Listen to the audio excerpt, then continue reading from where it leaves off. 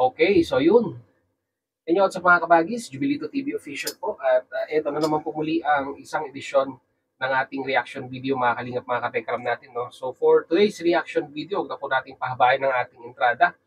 Gawan lang po natin ng reaction at muli po pagbibigay ng opinion dito po sa naging recent live streaming ni BJ na kung saan ay sinagot niya po yung pong naging video upload ni Sir July Paunil na kung saan mga kalingap mga katekram natin ay lang naman nagbibigay ng mga possibilities or ideas ito pong si Kuya July regarding sa mga pwedeng dahilan kung bakit po itong si Dave ay nagbago ang ugali at iniwan nga po ang Manalastas family.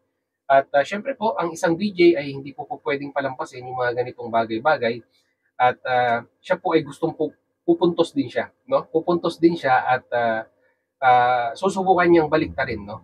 Sa abot ng kanyang makakaya, ito pong mga sinasabi ni Boss July Paunil. Kaya wag na po natin patagalin, mga kalingap, mga tekram natin. Panoorin po natin. Narito po yun. Day, at saka po kay Tekram, sabihin natin. Kasi nga po, parang nagkakaroon po ng issue na kung saan habang tumatagal ho, parang lumalala ng lumalala. Nasa Tanggalin mo na Paunil yung para. Malala na talaga yun. Ano po na? September 2. Masabihin ko, parang lumalala na naman. Talagang malala na po yan. Bakit niyo po? Pinatagal ka ng ganyan. Malala na po talaga yan. Hindi na pwede. Actually, mga kalingap, mga katekram natin, hindi naman talaga kanyan eh. Hindi naman talaga aabot sa ganitong punto na halos medyo matagal na rin po yung itinatakbo ng usapin na ito. No? Kung hindi lamang po ginagatungan, no?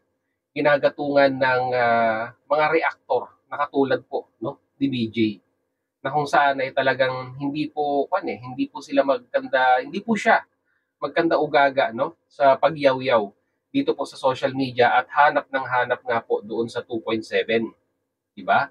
At mangilang beses na rin pong nagpaliwanag yung mga reactors po ng Techram, si Techram mismo regarding sa 2.7, pero sarado po, no? Kung kayo po ay matagal nang sumusubaybay sa kanya, mahuhuli nyo na po yung karakas ng kanyang ugali, no?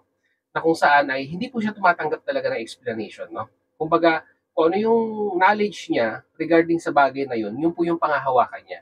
Hindi po siya open, no? Sa mga bagay-bagay or sabihin na nating question na pwede niyang i-adapt sa kanyang sarili, pero wala po tayong magagawa, no? Yan na po siya, simulat sa pool, no? Sarado po ang kanyang isipan. At alam naman po natin na mahirap makipagdiskusyon, no? Sa mga taong sarado po ang isipan. Hindi open-minded at hindi po ready tumanggap ng criticism para sa kanilang sarili kasi ang feeling nila ay sila lang po yung tama. Diba? Sige, pupatuloy natin. sabi ko nga po kahapon sa ating live stream, parang yung mga problema ho ay Nagbabananak yun pa. hindi naman pong isolve. Kumbaga ho, meron lang po nagpapalala ng sitwasyon. Kamukha halip, Nakita po ninyo, nagbago na po sila ng tema. Meron lang daw po nagpapalala ng sitwasyon, si Brother Jose. Totoo naman, di ba? Mga kalingap, mga katekram natin. Kung tutuusin, tapos na yan eh. Di ba? Willing namang makipag-usap, no? Makipag-reconcile ang Manalastas family regarding sa mga gamit, pera ng bata. Di ba? Kaso ang problema, yung mga taong katulad po ni brother ay ayaw pong tumigil sa pagyaw-yaw dito po sa social media. Although alam niya sa kanyang sarili, no, deep inside, na yung 2.7 na yan ay nasa bank account ni Ramil at ready naman pong ibigay, no? At any notice. Pero bakit ayaw niyang tigilan? Ito pong si Tekram, no, regarding sa 2.7. 'Di ba? Malinaw po 'yan sa mga vlog ng Manalas ng Tekram. Na ang 2.7 nandyan lang, inilipat lang sa account ni Ramil. So anong problema doon? Hindi naman inaangkin. Hindi naman sabihin na nating sinasabing pera niya 'yon. Sinasabi pa nga, 'di ba? Pera ni kuya 'yan. Oh. So ano ang mahirap intindihin doon sa mga katagang binitawan ni Tekram? Pero ilang buwan bago ka nagsalita ng ganyan, banat ka ng banat. Pero ilang buwan na rin mga kalingap, mga katekram natin na ganito po ang advokasya, no, ng isang Brother Jose sa kanyang channel. Yung magyayaw-yaw, hanapin yung 2.7 at naghahanap nga po, no, di umano allegedly ng hustisya para sa kanyang kliyente. Di ba? ang dami na pong reactors ng community po ng Tekram, no, na nagsasabi, no, si The Community, napanood ko po, no, na kung talagang meron pong silang ipinaglalaban, daanin sa kwan, di ba? Daanin sa legal na pamamaraan, di ba? Kung sa tingin po ni Dave na siya po ay naragabyado doon po sa pagbubuhat o pagdidisiplina, no, sa kanya ni Tatay Ramil, ay meron po tayong ahensya, no? Meron po tayong ahensya or gobyerno na tutugon sa kanilang reklamo. So bakit po kwan, di ba? Dapat ganun ang ina-advise ng isang Brother Jose dito po kay Dave. Pero bakit ganun po ang nangyayari? They are keep on yaw-yawing, no? Ito po, lalong-lalo na po itong si Brother. 2.7, 2.7, 2.7. Lagi na lang pong ganun ang naririnig natin. Tapos pag may ibinabatong issue sa kanya, yung patungkol sa mga nakaraan niyang sponsor, dinadivert sa 2.7. Sinasabi niya na ang dahilan kaya daw po naglalabas ng mga ganitong reaction video yung mga reactor para po pagtakpan yung 2.7. So anong klaseng mentalidad po yun? Mga alingap at mga katekram natin, di ba? So kagaya na sinabi ko kanina, hindi talaga open, di ba? Hindi siya open for one, hindi siya open for sabihin na nating criticism and advices. Ngayong malala na, sasabihin nyo, isisisi nyo sa akin. Ako lang yung nagpapalala. Totoo naman. Lahat po sila, ganyan na rin yung tema. Isisisi po nila sa akin, malala na daw yung issue nito, ganyan. Dahil daw sa akin, pinalala ko daw. Correct.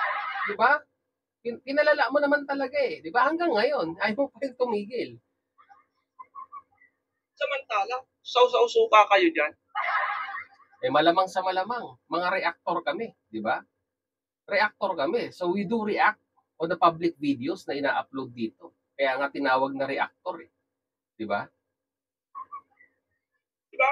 Hindi ka pa nakontento sa issue ng Kalingap. Kadami-dami ng issue ng Kalingap, hindi ka pa nakontento.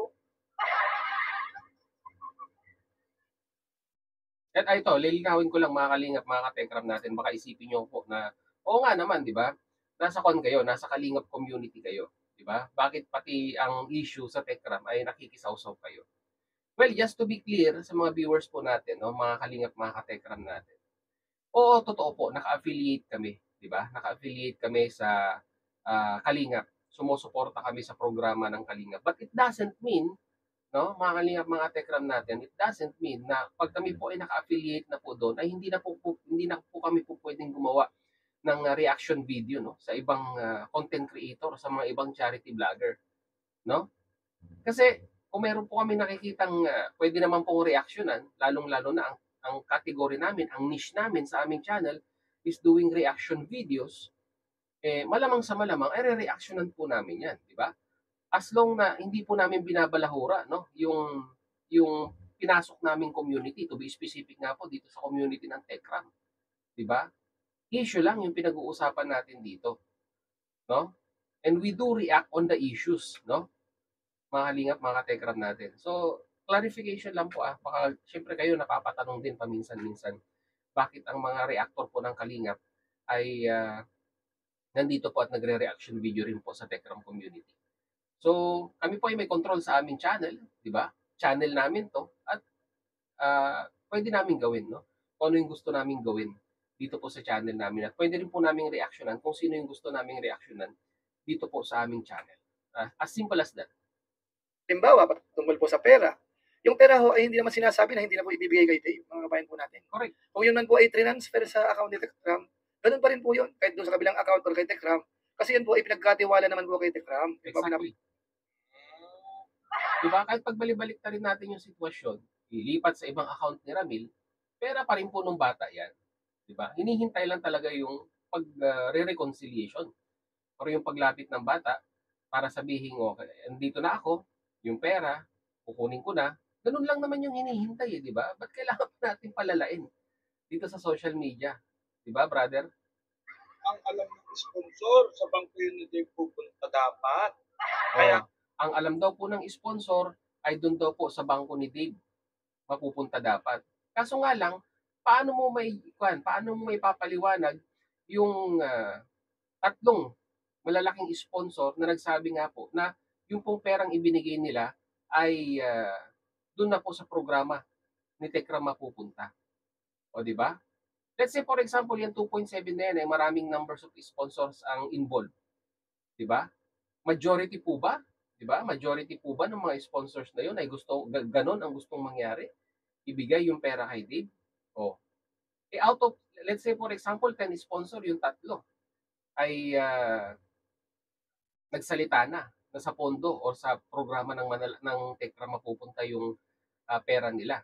So yung pito, ibig sabihin ba ay sasabihin nila na kay Dave na mapupunta? So magkakaroon ng kwan yan, magkakaroon ng botohan yan or sabihin na nating aalamin kung sino yung may gusto, di ba?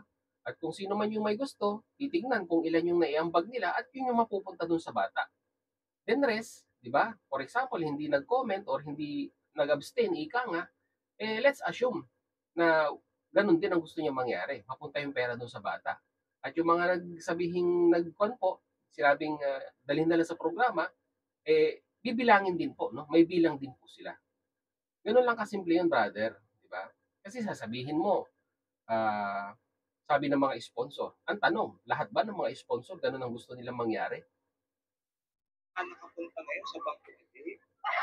Bakit nga i-transfer? Wala lang, gusto lang nilang i-transfer. Okay.